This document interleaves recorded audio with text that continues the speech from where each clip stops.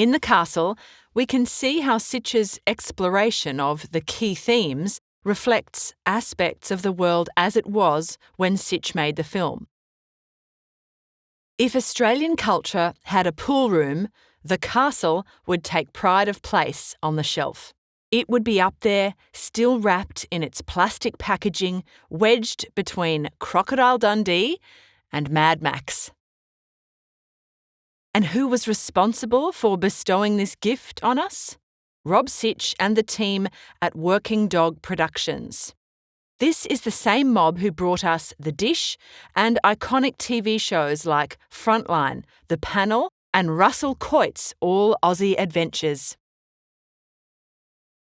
The Castle was Working Dog's first feature film. Inspired by their childhood memories of suburban life in Melbourne, the team wrote the script in only 2 weeks.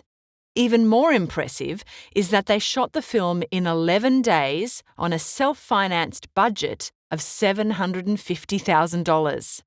Talk about putting your money where your mouth is. But the risk paid off because The Castle ended up grossing over $10 million at the box office. You little ripper! That's proof that this simple indie film about a man and his home touched a nerve for Aussies. There's something about the way The Castle has immortalised certain aspects of Australian identity and culture. To understand Australian culture, we should first look at the language, that special brand of colloquial or informal English, where consonants are dropped with relish and humour is never far from the surface.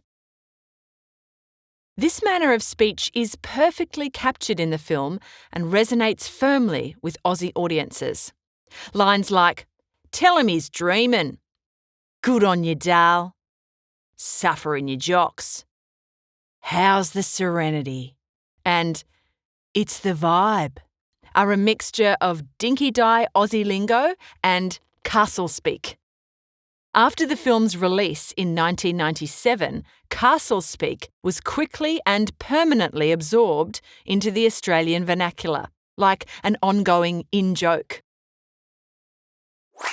Hey team, just a reminder, if you like this video, please hit the subscribe button and ring the notification bell. It really helps the channel out, and our next upload could be on something taught in your next class. Thanks, and back to the video. Aside from that, the film makes other highly recognisable references to Aussie culture. Fishing, barbecues, DIY renovations, or renos, rissoles and other fine cuisine, bug zappers, and for those who recall the 90s, Hey Hey It's Saturday, The Price is Right, and Brian Henderson on National 9 News. Oh, and bargains in the Trading Post. No Facebook Marketplace back then. Ah, the 90s. It was a time when ownership of a detached brick home on a quarter-acre block in the suburbs was achievable. Ideally, you'd also have a smart little holiday house somewhere serene. That was the great Australian dream. Has the dream changed since then? In a 1999 interview, director Rob Sitch revealed the deep truth he tried to capture in The Castle, the spiritual value that we put on a house. This principle resonated with audiences around the world. After the film opened at Sundance in 1998, American studios picked it up for $6 million. So, what's the importance of having a house and home? When Rob Sitch was a kid, he would visit his cousins who lived next to Essendon Airport in Melbourne. Since he loved planes, Sitch thought his cousins were the luckiest family in the world.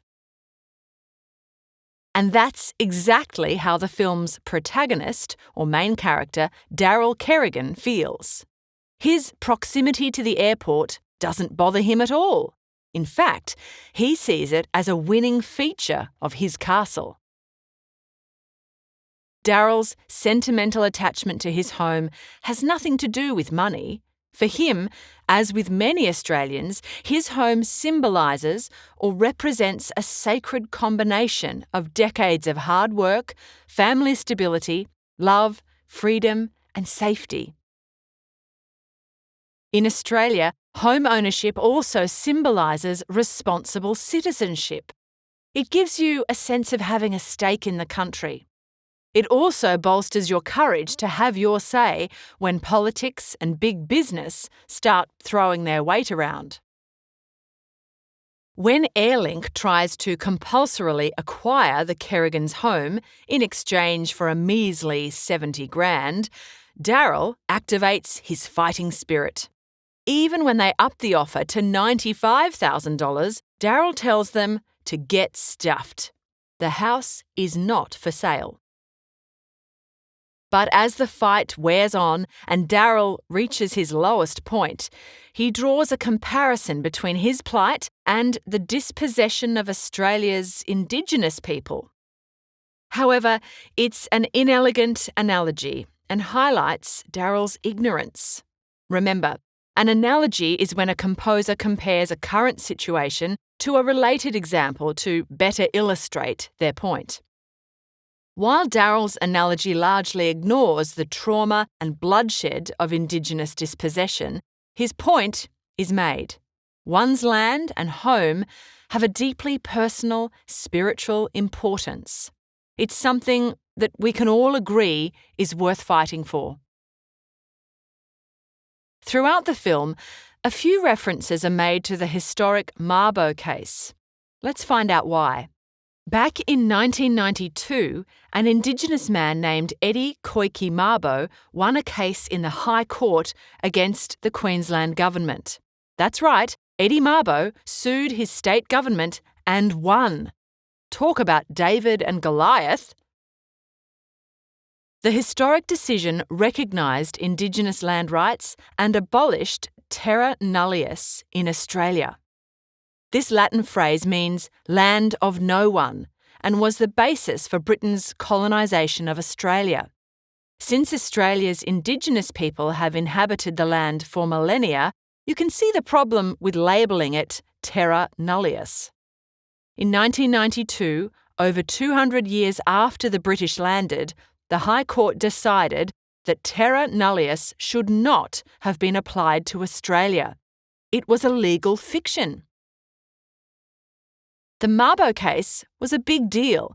It was a vibe, and it led to the Native Title Act of 1993, which provided the framework for Indigenous land rights and traditional ownership. When Daryl Kerrigan says, "This country's gotta stop stealing other people's land," the film's message about justice is clear. Tony Blackshield, Emeritus Professor of Law at Macquarie University, agrees. He says that the castle's social function was to communicate a deeper social understanding of the importance of Mabo. At a time when right-wing politicians were loudly opposed to native title, the castle reassured Australians that it was just. And what better way to express such a vital message than through humour? Daryl's victory over Airlink evokes the David and Goliath scenario that played out in the Mabo era. It shows us that no matter how big your opponent is, you've always got a fighting chance, especially when you've got someone like Lawrence Hamill QC in your corner. And here's the catch. Daryl's individual fight for justice didn't get him very far, and Dennis wasn't much help either. It was only when Laurie took the reins that the Kerrigans' luck changed. And it was all because Daryl and Laurie shared a brief, friendly chat outside a courtroom. Does this mean that winning in Australia depends on who you know? Maybe. Or does it simply remind us to be more like Daryl? Don't be shy. Stick out your hand and introduce yourself. You never know who you'll meet. Daryl didn't let class divisions get in the way of a good friendship. He and Laurie are probably fishing up in Bonnie Doon as we speak. Aussies want to believe that they live in an egalitarian or classless society. But the truth is, there are distinct socio-economic groups in Australian society. The Kerrigans qualify as working class. They could even be described as a bit bogan. Bogan is Australian slang, or very informal language, used to describe an unsophisticated, sometimes vulgar person of low social status. But hang on, if The Castle is about a typical Aussie family, is Rob Sitch saying we're a nation of bogans? Well, not quite. Remember, the portrayal of the Kerrigan family is an exaggerated caricature that plays on stereotypes, which are oversimplified images or ideas about what someone or something is like.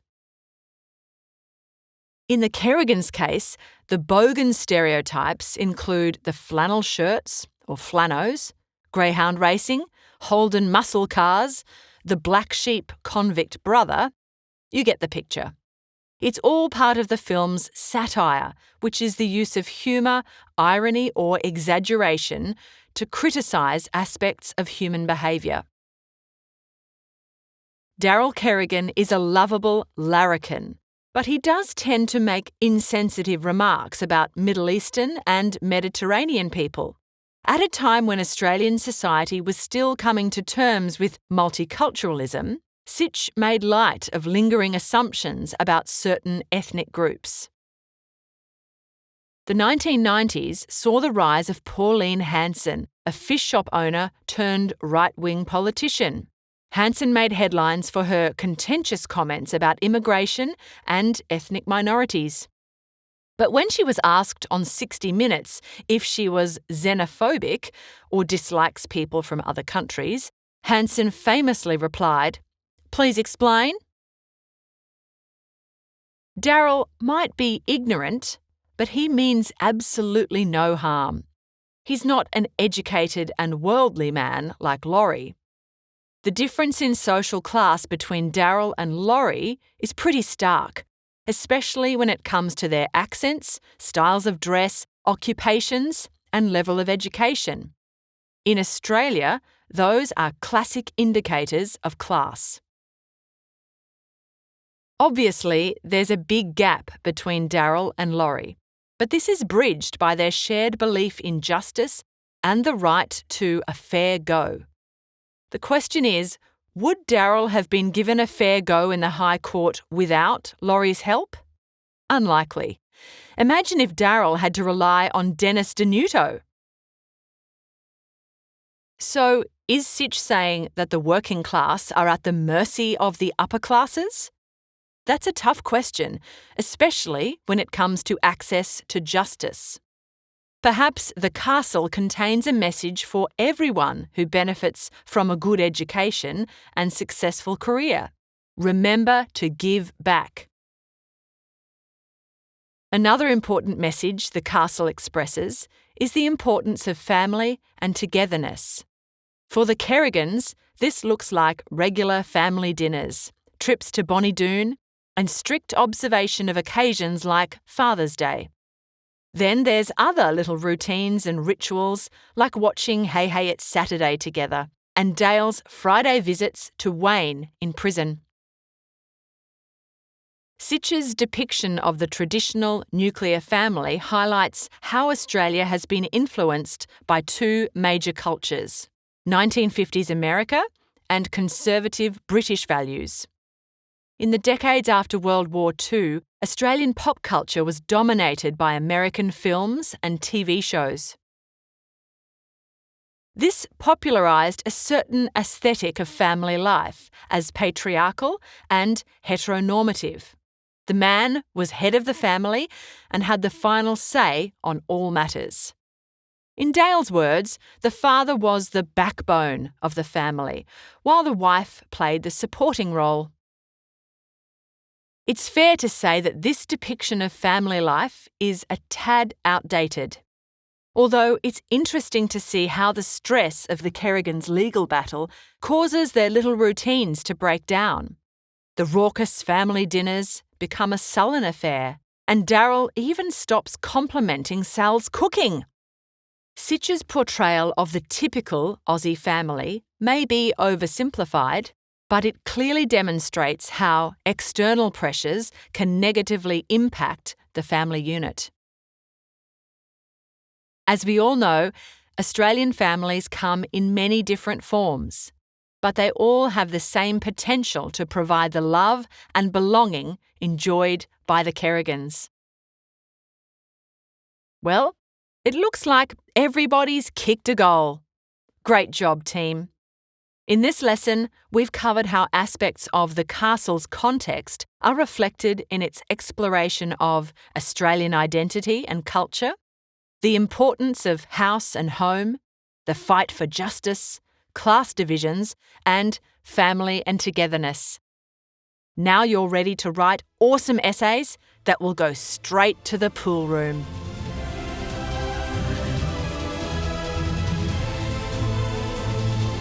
We hope you enjoyed this Schooling Online production.